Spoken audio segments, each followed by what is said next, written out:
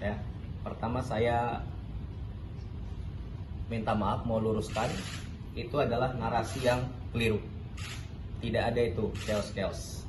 Yang ada adalah semuanya terkendali. Buktinya apa? Satu, di tengah konflik global dan dampak di Timur Tengah, perang di Timur Tengah, banyak sekali negara yang menaikkan harga BBM, kesulitan BBM, tapi justru Presiden Prabowo memutuskan untuk tidak menaikkan harga BBM subsidi sama sekali. Itu fakta. Anda bisa lihat sendiri di negara tetangga dan negara sekitar. Oke? Kemudian yang kedua, data perekonomian dari ekonomi yang benar menunjukkan kita mengarah ke optimistik. Daya beli masyarakat terjaga. Dan yang paling penting ini, yang paling nyata, pemerintahan Pak Prabowo sudah 2 kali melaksanakan lebaran. Dan faktanya, buktinya, di 2 kali itu kita alami bersama, seluruhnya stabil. Harga bahan pokok, kebutuhan pokok tersedia. Harga-harga stabil. BBM tersedia. Dan arus mudik lancar. Ya. Itu adalah fakta data yang tersedia di lapangan. Semua terukur di sini. Jadi masyarakat jangan khawatir. Itu yang kedua. Ya, ada rencana demikian, tapi untuk pastinya nanti Kementerian Luar Negeri akan menyampaikan. Ada beberapa negara yang tentunya sudah kerjasama. Contoh kemarin Bapak Presiden baru kembali dari Jepang, dan mungkin Pak Menteri SDM sudah menyampaikan juga, ya, ada kesepakatan terkait minyak dengan Jepang. Ya, untuk yang selanjutnya nanti mungkin lebih confirmnya besok, pasti Kemenlu akan menyampaikan kemana negara yang sudah confirm akan dikunjungi Bapak Presiden. Oke? Saat saya yang tunjuk sekarang. Ya, yuk menanya, kamu. Kementerian Luar Negeri sudah cepat untuk menangani itu, ya, kalau memang benar. Tapi nanti untuk pemenang yang bisa menjawab itu Kementerian Luar Negeri. Oke, terima kasih semua.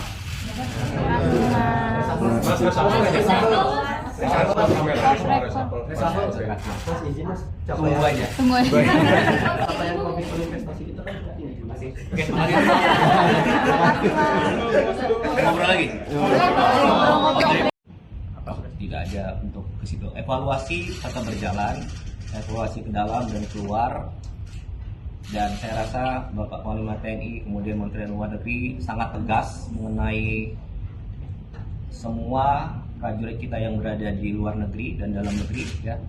Jadi saya rasa itu sudah sangat tegas disampaikan bahwa sesuai undang-undang di pembukaan alinea 4 menertibkan ketertiban dunia.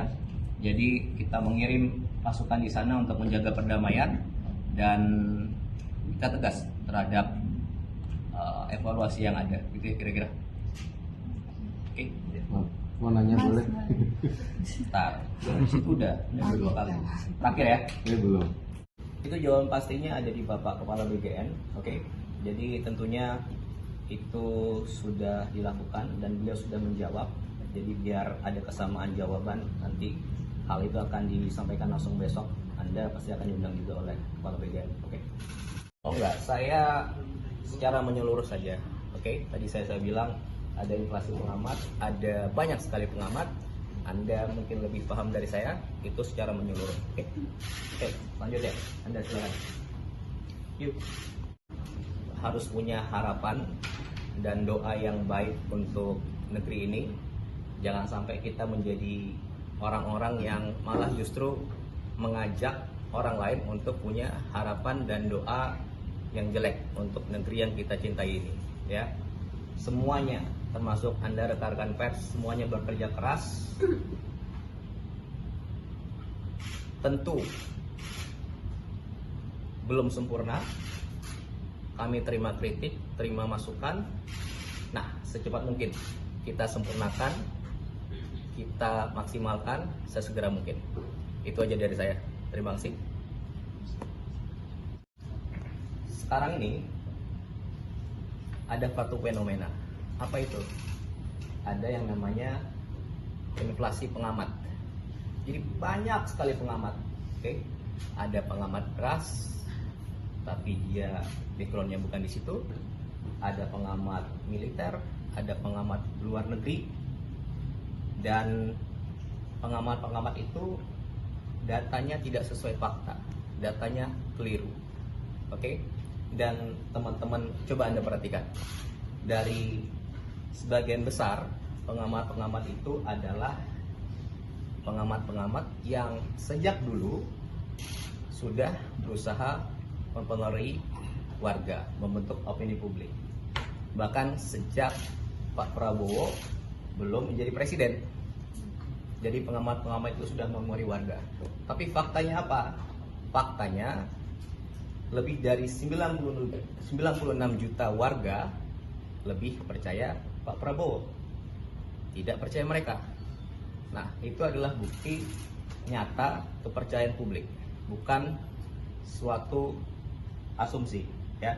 Jadi saya kira boleh kita berbeda pandangan, boleh berbeda pendapat, silahkan beri kritik, tapi jangan sampai kita memberi statement yang mengarah pada kecemasan, membuat orang cemas terhadap negeri ini, ya.